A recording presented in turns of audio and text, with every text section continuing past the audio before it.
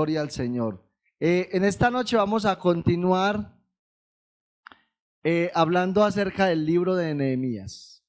Recuerde que no estamos haciendo un estudio de este libro como tal, sino que estamos predicando bajo el tema o bajo el lema de lo que es la reconstrucción de los muros, y espiritualmente hablando, hemos hablado de que la iglesia del Señor necesita ser reconstruida.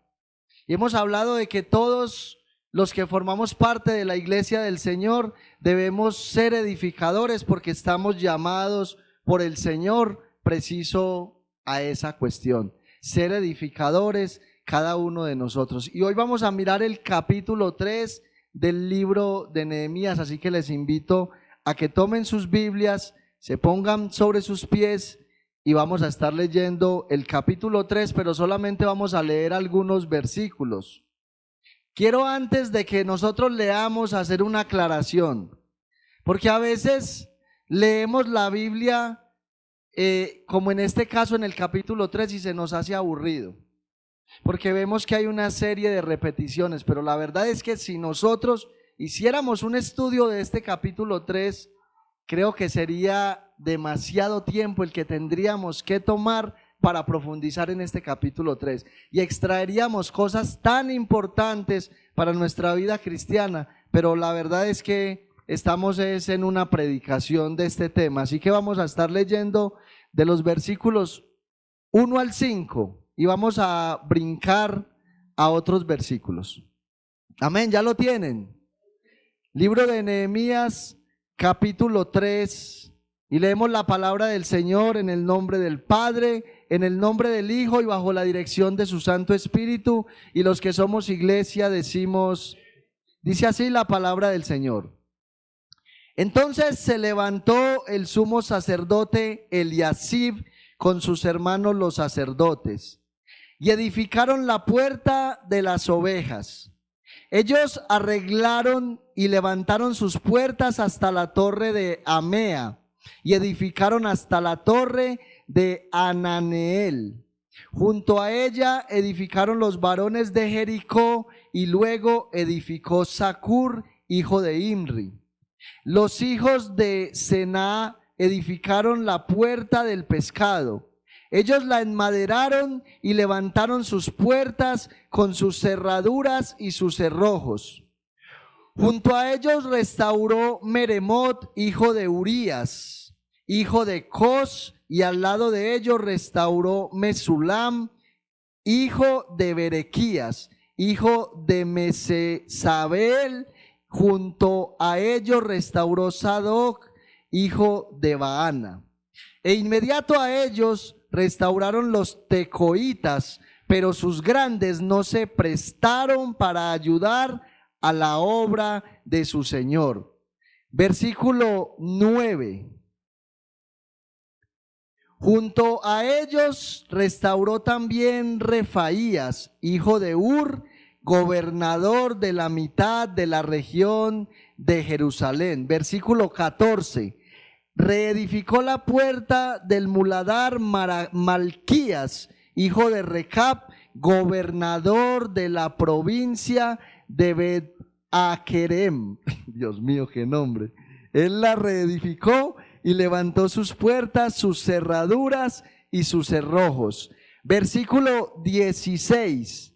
Después de él restauró Nehemías, hijo de Azbuc, gobernador de la mitad de la región de Betsur, hasta adelante de los sepulcros de David y hasta el estanque labrado y hasta la casa de los valientes. Versículos 17 y 18. Tras él restauraron los levitas Reum, hijo de Bani, y junto a él restauró Asabías, gobernador de la mitad de la región de Keila por su región. Después de él restauraron sus hermanos Babai, hijo de Enadad, gobernador de la mitad de la región de Keila. Versículo 19. Junto a él restauró Ezer, hijo de Jesúa, gobernador de Mizpa, otro tramo frente a la subida de la armería de la esquina. Y versículo 32. Y entre la sala de la esquina y la puerta de las ovejas restauraron los plateros y los comerciantes. Ahorita va a ver por qué miramos esos otros versículos. Vamos a orar. Señor y Dios, en esta hora te damos gracias por tu palabra. Te agradecemos, Señor, porque tú estás en medio de nosotros. Gracias te damos, Padre del cielo, porque hoy tú nos hablarás como iglesia. Yo pongo mi vida en tus manos, Señor, en plena dependencia de ti. Te suplico, Padre, que me uses como un instrumento en tus manos y que le hables a esta iglesia uno a uno de manera personal, conforme a sus necesidades, Señor. Yo no conozco el corazón de la iglesia, yo no conozco el corazón ni la manera como ellos han venido, no sé qué situación quizás estén atravesando, pero de algo estoy seguro, Señor, que cuando tu palabra es predicada, cumple el propósito por el cual tú la envías, el propósito, Señor, de exhortar, el propósito, Señor, de consolar y el propósito de edificar. Yo te pido que en esta noche tu palabra cumpla ese propósito soberano en cada corazón, Dios mío, que podamos salir de este lugar, mi Señor y mi Dios amado, con un corazón que te adora y te exalta, con un corazón arrepentido de todo pecado y de toda maldad, pero con un corazón, Señor, que alberga la esperanza de que un día estará contigo en la eternidad. Yo te pido, Señor, que reprendas toda obra de las tinieblas, que desbarates todo plan que el enemigo haya traído para distraer la iglesia, Señor, y todos los que estamos en este lugar, que la iglesia pueda estar atenta, que la iglesia pueda tener ese temor reverente, que la iglesia pueda oír tu palabra con el firme propósito de llevarla a la práctica, Señor, que nuestras vidas sean transformadas en esta noche conforme a la imagen de Cristo. Todo esto, Padre, te lo pedimos en el nombre de tu amado Hijo, nuestro Señor Jesucristo. Amén y amén. Gloria al Señor. Pueden sentarse, mis hermanos. Quiero, a manera de resumen, hablar un poco acerca de lo que vimos en el capítulo 1 y en el capítulo 2 de este libro de Nehemías.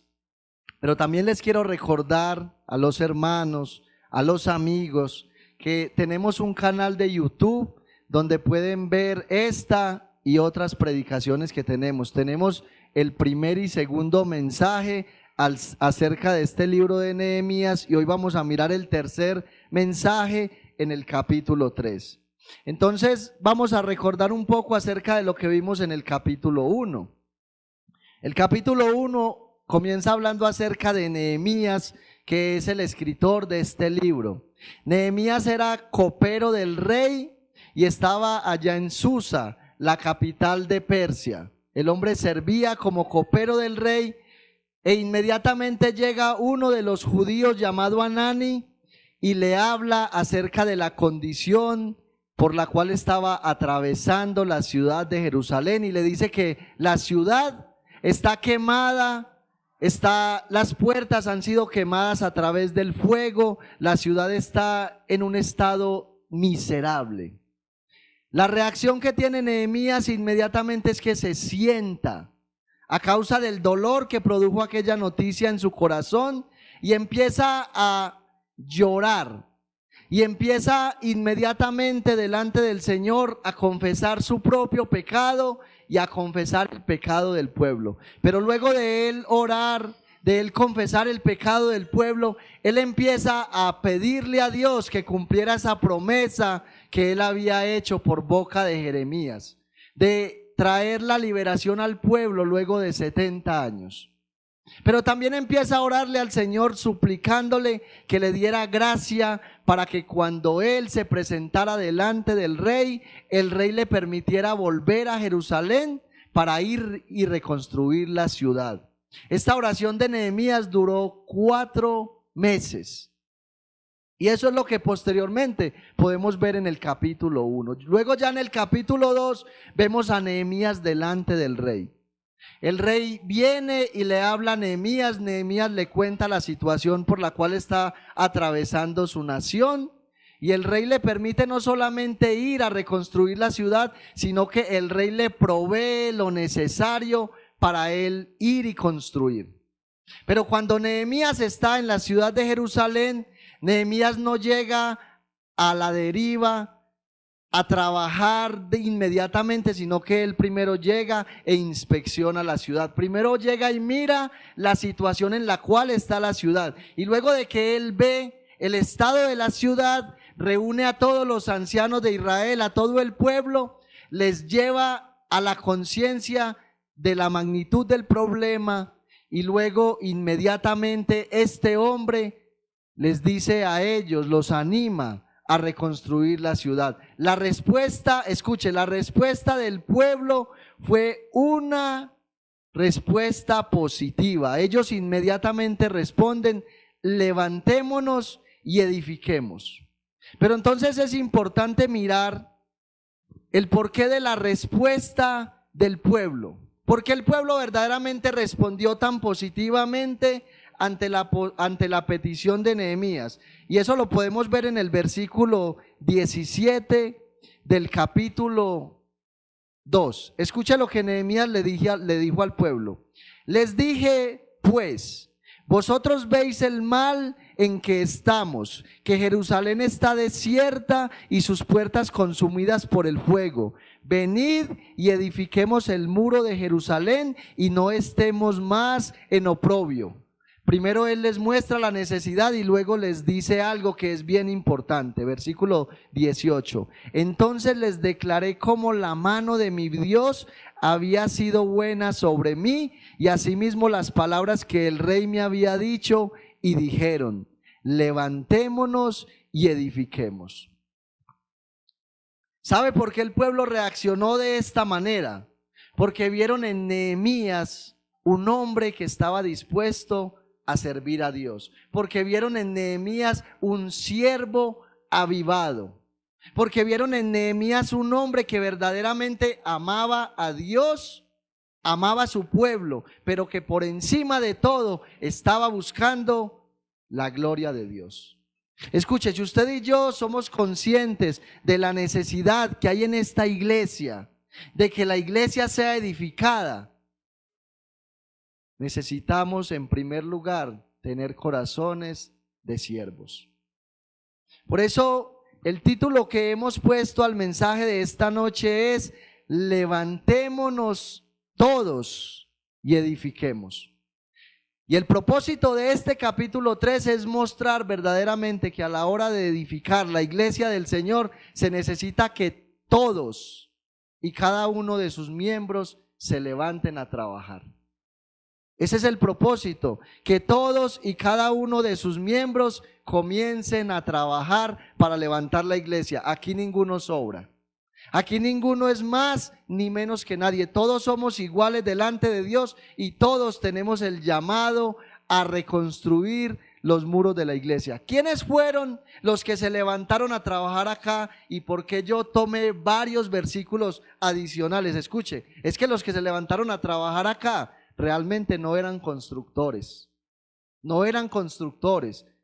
En nuestro tiempo de hoy diríamos, los que se levantaron a reconstruir los muros no eran albañiles. ¿Quiénes se levantaron entonces a reconstruir el pueblo? Escuche, en el versículo 1 vemos que en primer lugar se levantó el sumo sacerdote junto con los sacerdotes. Ahora, ¿cuál era la tarea que tenían que hacer el sumo sacerdote y los sacerdotes? Bueno, la tarea del sumo sacerdote era dirigir todo lo relacionado con el área espiritual del pueblo. El sumo sacerdote era la máxima autoridad espiritual en la nación de Israel. ¿Cuál era la tarea de los sacerdotes? Bueno, la tarea de los sacerdotes era ofrecer los sacrificios delante de Dios, era interceder por el pueblo. O sea, no eran albañiles, no eran maestros de obra ni maestros de construcción. Sin embargo, ellos entendieron el llamado de Dios en ese momento. ¿Cuál era el llamado de Dios para los sacerdotes? No era ofrecer sacrificios. La obra de Dios en esos momentos requería que los muros fueran levantados. Y ellos atendieron a la voz del Señor. ¿Quiénes más estuvieron presentes en la obra de la construcción? Escuche, los hijos de los gobernadores mismos. Ustedes se pueden imaginar los hijos de Uribe con traje de albañil en una obra de construcción. Magnates como esos. Ustedes se pueden imaginar el presidente de la República venir por aquí a estos lados, que se caiga una casa y usted ver el presidente de la República con traje de albañil, con una pala en la mano. ¿Cierto que no es como muy común eso?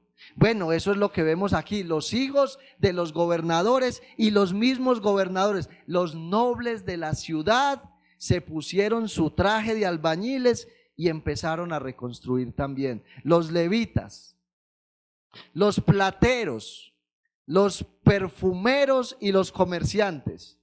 O sea, ninguno de los que vemos aquí en la lista tenían nada que ver con el área de la construcción. Sin embargo, ellos sintieron de parte de Dios la carga, la necesidad por el pueblo. Así que el énfasis que tiene este capítulo 3 es que absolutamente todos y cada uno de nosotros debemos de tomar medidas en el asunto y debemos trabajar para reconstruir los muros de la iglesia.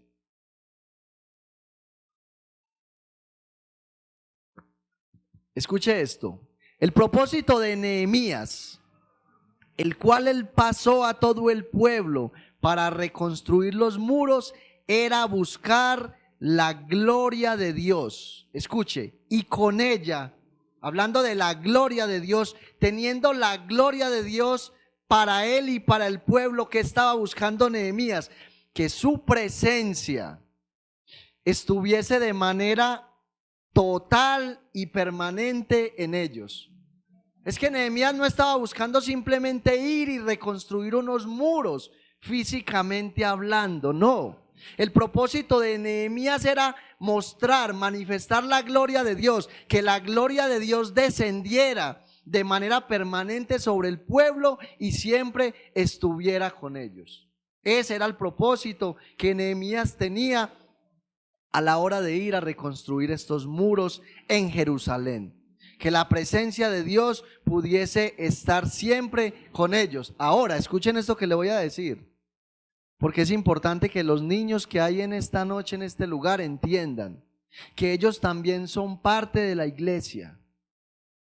Que los niños también pueden aportar para que la iglesia del Señor sea edificada. Aquí hay niños que ya tienen plena conciencia y que saben que ellos deben de orar a Dios. Aquí hay niños que tienen conciencia de que saben que si ellos le oran a Dios con un corazón sincero, Él los va a escuchar y Él también les va a responder. Porque es que ese es el Dios de la Biblia. Ese es el Dios de la Biblia. Si usted y yo miramos este capítulo 3, existe una frase que siempre se repite y se repite. ¿Y sabe dónde se repite esa frase? Versículo 4, versículo 5, versículo 7, 8, 9, 10 y 12. ¿Y sabe cuál es esa frase que se repite? Junto a ellos reconstruyó también fulanito de tal. Y luego junto a ellos, y luego junto a ellos. La frase junto a ellos. ¿Y sabe qué significa esta frase junto a ellos?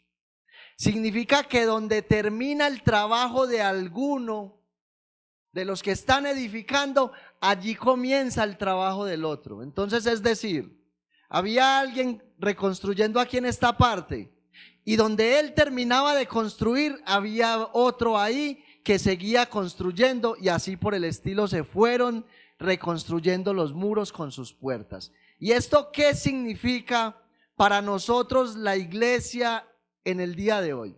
¿Qué significa el hecho de que ellos empezaron a construir? Uno terminaba de construir y ahí estaba el otro. O sea, estaban trabajando así. Ellos estaban unidos, haciendo un trabajo unidos. ¿Qué significa eso para nosotros el día de hoy? Que como iglesia, si nosotros queremos verdaderamente que Dios levante esta iglesia, usted y yo debemos trabajar unidos. Debemos de trabajar en unidad y en armonía. Debemos de hacer a un lado toda barrera y toda división. Recordemos algo, la iglesia del Señor Jesucristo no es un club. La iglesia del Señor Jesucristo no es un club donde la gente llega, nadie los conoce, nadie sabe ni cómo se llaman, ni dónde viven. No, eso no es la iglesia del Señor. Usted llega a un club y normalmente usted en ese club simplemente paga por unos derechos. Derecho a entrar a una piscina, derecho a ir al gimnasio, derecho a practicar XY deporte. Pero ¿qué pasa si usted algún día decide no ir al club? Allá ni se dan cuenta que usted existe. Allá a ellos no les importa si usted va, después de que usted pague la mensualidad, el problema es suyo si va o no va. La iglesia del Señor no funciona de esta manera. Aquí somos una familia. Y como familia nosotros debemos trabajar unidos. ¿Para qué? Para levantar a aquellos que están caídos, para levantar a aquellos que han pecado delante de Dios, para levantar a aquellos que están desanimados, para levantar a aquellos que están enfermos. Y también para levantar a aquellos que están avivados, porque escuche, aún aquellos que dentro de la iglesia están avivados, necesitan las oraciones de la iglesia para que el Señor los siga avivando más en el fuego del Espíritu Santo de Dios. Entonces, teniendo la idea de que la iglesia es una familia y nosotros debemos estar unidos trabajando para que el Señor levante la iglesia, el apóstol Pablo allá en su carta a los Efesios, en el capítulo 2, versículo 20 al versículo 22, mire lo que nos dice: edificados sobre el fundamento de los apóstoles y profetas, siendo la principal piedra del ángulo Jesucristo mismo, en quien todo el edificio bien coordinado va creciendo para ser un templo santo en el Señor. Grábese bien esta frase: va creciendo, escuche, va creciendo para ser un templo santo en el Señor. Esa es la idea principal de este pasaje. Si usted y yo estamos unidos, estamos aferrados a la base de la construcción que es el Señor Jesucristo, usted y yo vamos creciendo. ¿De qué manera? Como un templo santo en el Señor. Y dice: en quien vosotros también sois justamente edificados para morada de Dios en el Espíritu. ¿Y sabe en qué contexto fue escrito este capítulo 2? Fue escrito en el contexto de que Dios, una vez salvó a los gentiles, los hizo un solo pueblo con los judíos. Significa que ya no hay división. Significa que ya no hay nadie que sea más importante. En la iglesia del Señor todos somos importantes. En la iglesia del Señor no hay como en muchas religiones. Este es el que manda, luego sigue este, luego este, luego este. Aquí no hay una cabeza en la iglesia. El pastor no es la cabeza de la iglesia, no. La cabeza de la iglesia, de esta iglesia, se llama Jesucristo. Y Jesucristo es el que sostiene esta iglesia. El pastor es un siervo que Dios ha levantado para la gloria de su nombre. Pero el pastor no es más que nadie en este lugar, pero tampoco es menos que nadie. El pastor es un hermano en Cristo que Dios ha puesto para servir al igual que todos nosotros. Ahora, ya nosotros vimos cómo todo el pueblo se unió para reconstruir. Todos se unieron, todos empezaron a trabajar unidos. Pero es muy importante que nosotros evaluemos por dónde comenzaron ellos. Recuerde que toda la ciudad estaba destruida. Los muros estaban derribados. Las puertas estaban quemadas a fuego. Y obviamente, ¿cómo creen ustedes que estaban las casas? Las casas estaban destruidas, pero ellos no comenzaron edificando las casas. ¿Por qué? Pues porque hay una lógica. ¿De qué me sirve a mí en una ciudad tener unas casas bien bonitas, pero tener las murallas derribadas? No sirve de nada. Primero hay que empezar reforzando la seguridad del pueblo. Por esta causa fue que ellos comenzaron a reconstruir las puertas. Mire lo que dice el versículo 1. Entonces se levantó el sumo sacerdote Eliasib con sus hermanos los sacerdotes y edificaron la puerta de las ovejas Ellos arreglaron y levantaron sus puertas hasta la torre de Amea y edificaron hasta la torre de Ananeel. Escuche, la puerta de las ovejas era la más cercana que quedaba al templo. La puerta de las ovejas, que fue la primera que ellos empezaron a reconstruir, era la puerta más cercana al templo. Y probablemente se les llamaba la puerta de las ovejas. ¿Por qué? Porque por esa puerta era donde entraban los sacrificios que se ofrecían en el templo. En este caso, por ahí entraban las ovejas. ¿Para qué? Para ser sacrificadas en el templo. Ahora, todos aquí sabemos que una oveja era sacrificada ¿para qué? Para expiar el pecado del pueblo. Cuando el pueblo pecaba, el Dios de la Biblia exigía que después de arrepentirse por su pecado, el individuo tenía que llevar un animal. En este caso, el individuo que pecaba delante de Dios llevaba una oveja. Esta oveja era degollada, se derramaba toda su sangre sobre el altar, y a través de la sangre que este animalito inocente derramaba, Dios justificaba al pecador y le perdonaba sus pecados. Ahora, lo que nosotros tenemos aquí no es nada más y nada menos que un cuadro glorioso de nuestro Salvador Jesucristo. Porque eso fue lo que el Señor Jesucristo hizo en la cruz del Calvario. Él entró por la puerta. A la cruz del Calvario fue a dar nuestro Salvador, y allá en la cruz del Calvario fue clavado en la cruz y derramó toda su sangre. ¿Para qué? Para justificarnos gratuitamente a nosotros de nuestros pecados y de nuestra maldad. Recuerde algo, el Dios de la Biblia es un Dios justo. El Dios de la Biblia es un Dios santo. Como Dios santo, Él no puede tolerar el pecado. No lo puede tolerar. Y la Biblia dice que todos desde Adán hasta todos nosotros pecamos delante de Dios. Y como Dios es justo, Él tiene que castigar el pecado. Como Dios es justo, Él tiene que castigar al pecador.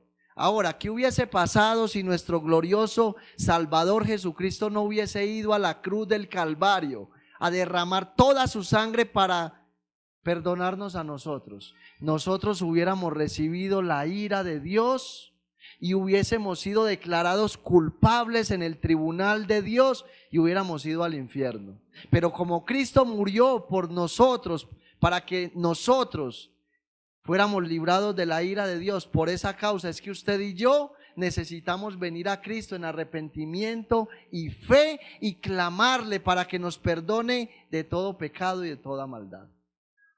Entonces ellos comenzaron reconstruyendo la puerta de las ovejas, porque esa puerta justo era la que primero daba al templo. Y sabe algo, que aquí hay algo muy importante. Y todo esto lo planificó Nehemías, porque Nehemías fue el que comenzó a delegar la manera como se tenían que hacer las cosas. Pero ¿sabe por qué Nehemías puso que primero se levantara esa puerta? Porque Nehemías tenía una preocupación especial por el templo de Dios. La nación de Israel había recibido una gran lección, porque lo primero que hizo Nabucodonosor cuando Babilonia entró a saquear la ciudad, a tomarla, fue destruir el templo. El templo para los judíos representaba la adoración a Dios, representaba la presencia de Dios. Pero en segundo lugar, también lo que querían los judíos era evitar que entraran sus enemigos por las puertas. Eso era lo que ellos querían, evitar que sus enemigos nuevamente entraran y atacaran la ciudad. Ahora, para nosotros existe una gran enseñanza aquí. ¿Y sabe cuál es la enseñanza? La enseñanza es que nosotros necesitamos cerrarle las puertas al diablo. Si usted y yo verdaderamente queremos que el Señor levante esta iglesia, usted y yo necesitamos cerrarle las puertas al diablo. ¿Y cómo le cerramos las puertas al enemigo? Evitando el pecado. Porque con un solo integrante de la iglesia que viva en pecado, Por ahí se le abre una puerta a Satanás. Y yo creo que nosotros podríamos traer nuevamente aquí a la mesa el caso de Acán. Acán tomó la ofrenda del anatema, tomó el botín que no debía tomar porque Dios le prohibió a Israel que tomara ese botín de la ciudad de Jericó. ¿Y qué hizo aquel hombre Acán? Fue y tomó ese botín y lo escondió. ¿Y qué fue lo que pasó después de que Acán escondió esto? El Señor trajo una mortandad sobre la nación de Israel. Un solo hombre pecó y toda la nación pagó las consecuencias. Murieron 36 hombres en una guerra que humanamente estaba más que ganada. Pero luego de que Josué destruyó a Acán y a su familia, que fue el mandato de Dios, luego de que él hizo eso, ¿qué pasó? El Señor nuevamente volvió y le dio la victoria al pueblo. Y nosotros tenemos que entender que como iglesia somos una familia y que si alguien está viviendo en pecado delante de Dios, esto afecta la iglesia. Por eso ellos empezaron a cerrarle la puerta a los enemigos a través de la construcción que estaban haciendo. Escuche, el pecado es el que le abre las puertas al enemigo para que él entre a la iglesia y pueda inyectar el veneno, escuche, del desánimo. Cuando hay pecado en la iglesia, el enemigo viene e inyecta el veneno del desánimo. Y cuando el enemigo empieza a inyectar el veneno del desánimo en los miembros, comienza a derribarlos uno a uno.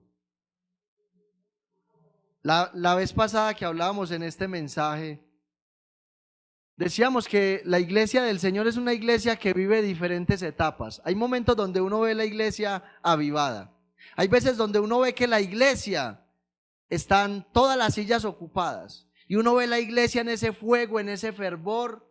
Y uno dice, gloria a Dios, el Señor está en este lugar y el Señor está respaldando la iglesia. Pero de un momento a otro uno ve que la iglesia se apaga. De un momento a otro uno ve la iglesia indiferente. De un momento a otro uno ve la iglesia que no quiere hacer nada.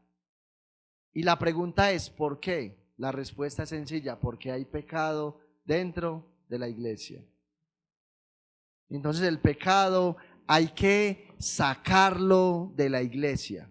Ahora, escuche lo que les voy a decir. Cuando nosotros hablamos acerca del pecado, no simplemente nos estamos limitando a esos pecados visibles, como cuáles: el adulterio, que es un pecado muy visible, la mentira, la fornicación, las borracheras, el robo, etcétera, etcétera, porque son pecados muy visibles.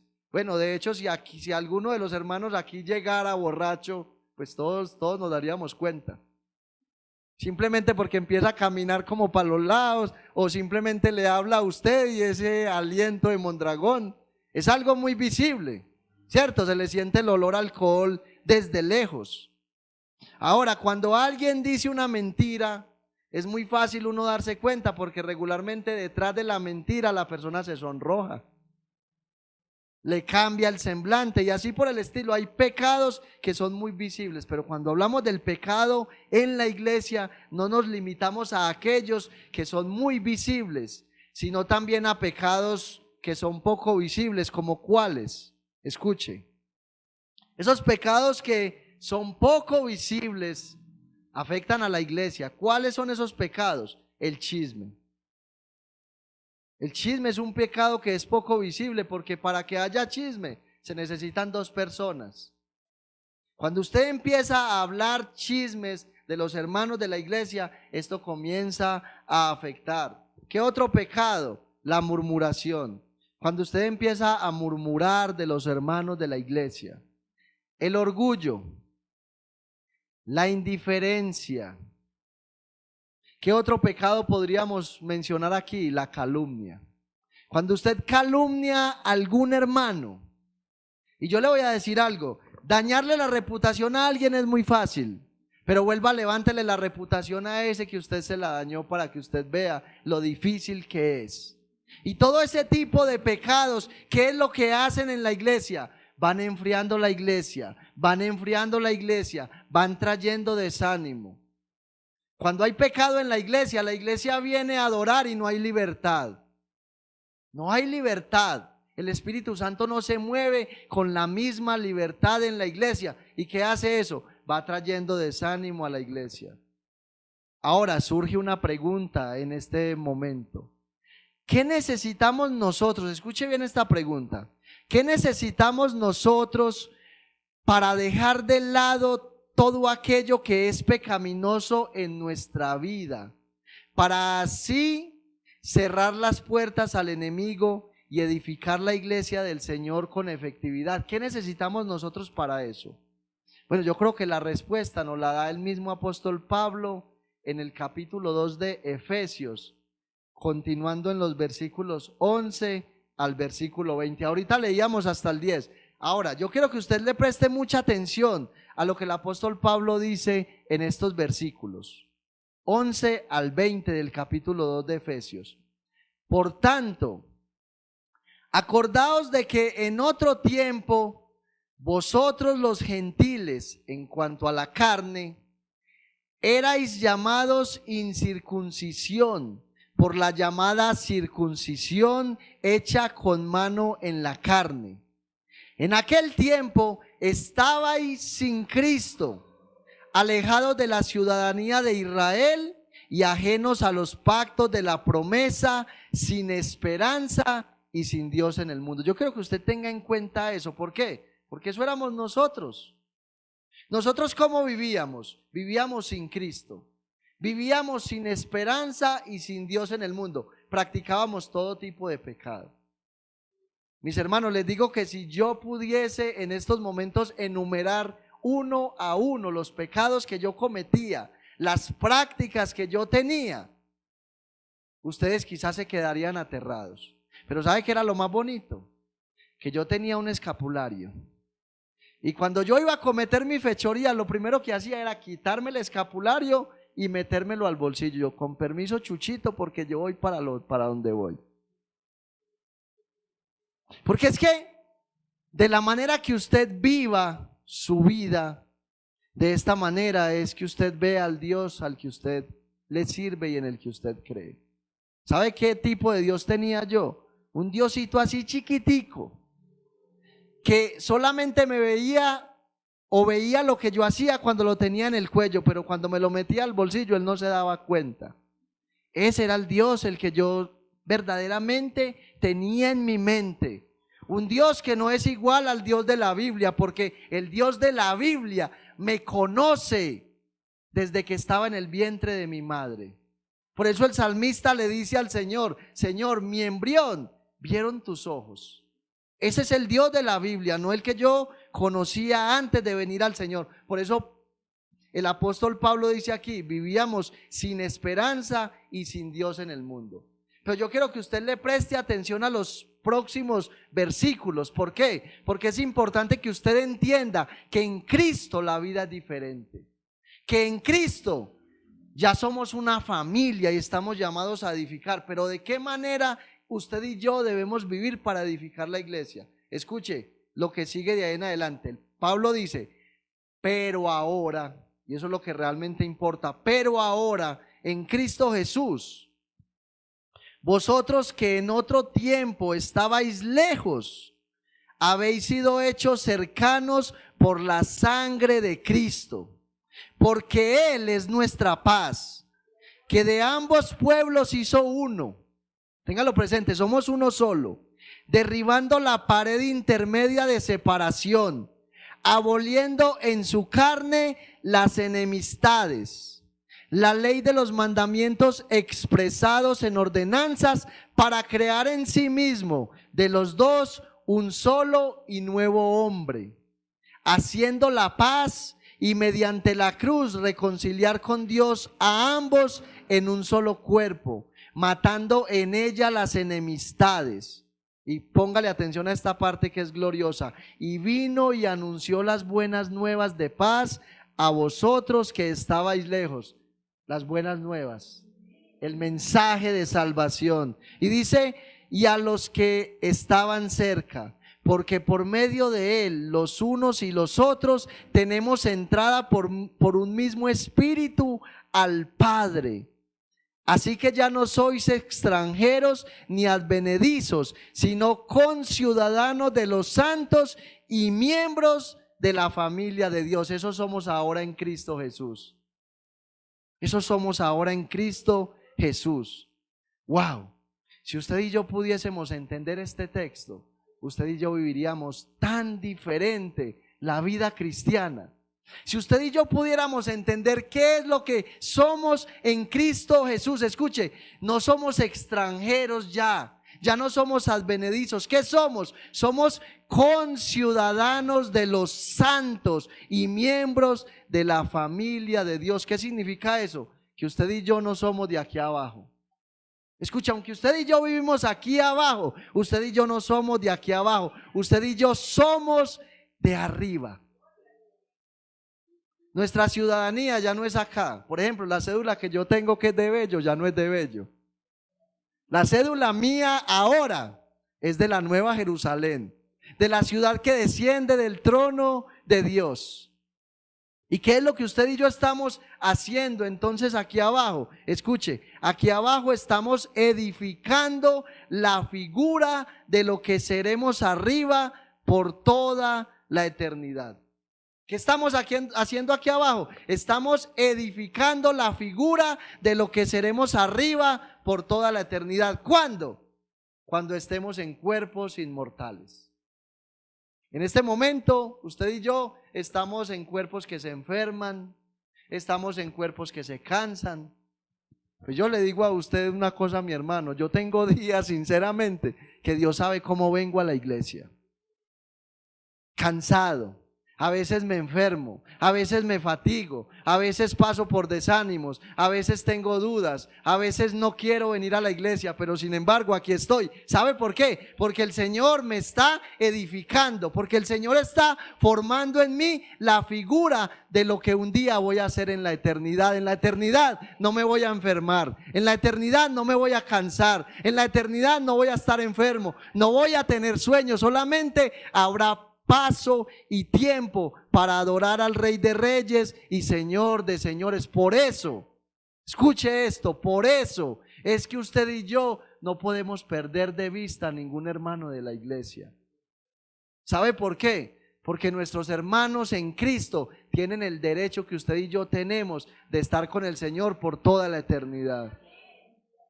Cuando usted y yo murmuramos, cuando usted y yo chismeamos, cuando usted y yo perdemos el tiempo en otras cosas, estamos dejando de edificar a un hermano.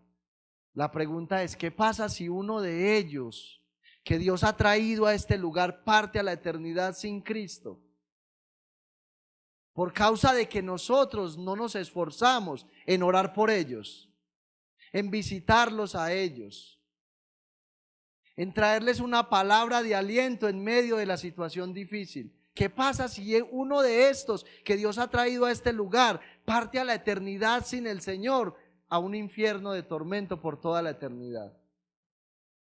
¿Qué pasa si eso sucede? ¿Será que nosotros quedaríamos tranquilos? Escuche, nosotros verdaderamente hemos sido llamados a edificar la iglesia. Ahora, escuche lo que le voy a decir esto. Y esto es algo duro, prepárese porque es duro. Pero el que no está edificando la iglesia del Señor, el que está quieto dentro de la obra, el que no está haciendo nada en favor de la iglesia, sencillamente no es de arriba.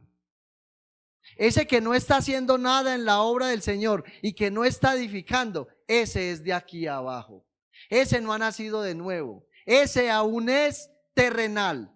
Ese no es conciudadano del cielo. ¿Cómo podemos notar eso? Porque es que dentro de la obra no todos trabajaron. Nehemías vino, les trajo una palabra, les dio ejemplo, les mostró la gloria de Dios, les manifestó todo lo que Dios había hecho en él. Y sin embargo muchos no quisieron trabajar. Versículo 5 en su parte B, mire lo que nos dice. pero voy a leer todo el versículo 5. E inmediato a ellos restauraron los tecoitas, pero sus grandes no se prestaron para ayudar a la obra de su Señor. Los tecoitas, ellos empezaron a edificar y empezaron a trabajar, pero dice que sus grandes no quisieron trabajar. ¿Y sabe por qué les leí todos esos versículos ahorita? ¿Por qué les mencioné los gobernadores? Porque si habían personas grandes social, económica y políticamente dentro de la nación de Israel, eran los gobernadores. Y ahí los vemos con su traje de albañiles edificando los muros de Jerusalén. Estos que no quisieron trabajar realmente no eran tan grandes. Estos se sentían muy grandes, que es diferente. Ellos no eran tan grandes como creían. Si los comparamos con los gobernadores, escuchen, los gobernadores en ese tiempo era como hoy hablar de un presidente. En una nación el más grande es el presidente. Esos hombres no eran tan grandes, se creían grandes. Ahora mire lo que le voy a decir. Cuando tú te sientes grande, la obra de Dios es pequeña para ti. Cuando tú te sientes grande, la obra del Señor es pequeña para ti. Pero cuando te sientes pequeño, la obra de Dios es lo más grande en tu vida. Reflexione en esto. Cuando usted se siente grande, cuando usted no quiere trabajar en la obra, cuando usted simplemente quiere venir a calentar una silla, cuando usted no quiere poner en acción los dones, los talentos, el tiempo, su vida, su dinero que le pertenece a Dios, cuando usted deja todo eso estático y no lo pone a trabajar en la obra del Señor, es porque usted se siente muy grande y la obra del Señor es muy pequeña para usted. Pero cuando usted por el contrario pone todo esto a disposición del Señor, sus dones, sus talentos, su familia, su tiempo, su dinero, todo lo pone al servicio de la obra del Señor, significa que la obra del Señor es lo más grande para usted. Ahora, aquí hay un problema muy grande y es que estos hombres creían que ellos estaban menospreciando a Nehemías. Ellos creían que al que le estaban haciendo el feo era Nehemías y a su gobierno, pero eso es mentira. Ellos directamente estaban menospreciando a Dios, porque ahí dice que ellos no colaboraron, no para la obra de Nehemías, dice para la obra de su Señor. Ellos no quisieron bajar sus cuellos, ellos tenían su cuello erguido. Ellos miraban por encima de sus hombros a los demás. Y lastimosamente así hay mucha gente en la iglesia. El Señor los ha dotado de talentos. El Señor les ha dado capacidades para servir en la obra y no quieren hacer nada. Simplemente quieren servir a sus propios intereses. Ahora, mire lo que le voy a decir acerca de aquellos hombres para que usted reflexione en esto que le voy a decir antes de terminar este mensaje. Lo más probable es que luego, porque ellos vieron la obra terminada, ellos no quisieron mover un dedo, pero vieron la obra terminada. ¿Y sabe qué es lo más probable cuando ellos vieron la obra terminada? Lo más probable es que lo lamentaron. ¿Sabe por qué lo lamentaron? Porque se quedaron en infamia como las únicas personas que no aportaron nada para la obra de Dios. Usted se imagina luego que el pueblo vio los muros terminados, las puertas construidas, cuando ya finalmente, y eso lo vamos a ver en el capítulo 8, cuando ya en el templo probablemente Nehemías leyó el libro de la ley, todos participaron del culto, lloraron, se arrepintieron delante del Señor y todo ese día adoraron a Dios en una fiesta. Usted se puede imaginar a aquellos que no hicieron nada, cómo estaban ese día, con la conciencia de que ellos ni siquiera movieron un dedo para contribuir a la obra del Señor. Quedaron en vergüenza delante de Dios y delante del pueblo. Y le pregunto, ¿usted qué está haciendo para ayudar a levantar la obra del Señor? ¿Usted qué está haciendo para edificar la iglesia del Señor? Primero le pregunto, Usted está buscando reconstruir los muros de su propia vida. Usted verdaderamente está tan interesado en su vida espiritual que usted busca hacer a un lado el pecado y vivir en santidad para Dios. Eso es lo primero, porque si usted y yo no estamos avivados, si nuestros muros no están levantados, ¿cómo vamos nosotros a levantar la iglesia del Señor? ¿Cómo vamos nosotros a ir a edificar los muros de otras personas que están derribadas si usted y yo espiritualmente estamos muertos? Si usted y yo espiritualmente estamos llenos de orgullo, de indiferencia, si no nos importa nada de lo que pasa alrededor de la iglesia. Pero escuche, si el caso suyo es el que usted está indiferente delante del Señor y de su obra, le voy a decir algo: despierte. Despierte, se lo digo de corazón. ¿Sabe por qué? Porque yo estoy convencido, y si a mí el Señor me presta años de vida en esta iglesia, yo estoy convencido de algo. Estoy convencido de que voy a ver con mis propios ojos cuando el Señor aquí levante pastores, cuando el Señor aquí levante evangelistas, cuando el Señor aquí levante maestros, cuando el Señor aquí levante hombres y mujeres que le sirvan. Yo estoy seguro que yo lo voy a ver si Dios me presta la vida. Y yo no quiero ver la cara de aquellos que no hacen nada para ayudar a contribuir a la obra del Señor. Por eso, si usted verdaderamente hasta el día de hoy ha estado indiferente, si usted es de los que no ora por la iglesia, si usted es de los que no se duele porque los hermanos, hay hermanos que están enfermos, si usted no ora con dolor para que el Señor en su misericordia los sane y ellos puedan estar aquí también, si usted no ora por aquellos que están muertos espiritualmente, es porque quizás usted también está muerto. Porque Nehemías, cuando escuchó la noticia de que la ciudad estaba derribada y destruida, ¿sabe qué hizo Nehemías? Nehemías se sentó. ¿Sabe por qué se sentó? Porque fue tan grande el impacto de aquella mala noticia que no se pudo sostener en pie. Y luego de que él se sentó, él no se sentó a pensar, bueno, ¿yo a quién voy a mandar por allá? No, él se sentó a llorar. Se sentó porque se dolió en su corazón. Y este hombre ayunó y oró en la presencia del Señor. Y le voy a decir, la oración de Nehemías no fue por 8 días. La oración de Nehemías duró 4 meses. Cuando usted empieza a orar para que el Señor levante la iglesia, ¿cuánto tiempo ora? ¿Cuánto tiempo lleva usted orando para que el Señor levante esta iglesia? ¿Cuánto tiempo lleva usted orando ya por esto? ¿Es usted de los que ora todos los días con el propósito de que Dios levante la iglesia, o solamente ora por allá cuando se acuerda? Ay, ¿verdad que yo pertenezco a la iglesia de Zamora? No me acordaba. Que el Señor nos lleve verdaderamente a meditar a través de este mensaje. Hermano, créalo cuando le digo, si nosotros verdaderamente nos unimos como iglesia y empezamos a trabajar, nosotros no solamente vamos a ver esta iglesia de Zamora crecer en número, sino que vamos a ver esta iglesia levantarse con poder para alcanzar a otros que necesitan verdaderamente venir a Cristo en arrepentimiento y fe. Espero que usted realmente haya entendido a través de este mensaje que usted no sobra en esta iglesia. Usted no sobra.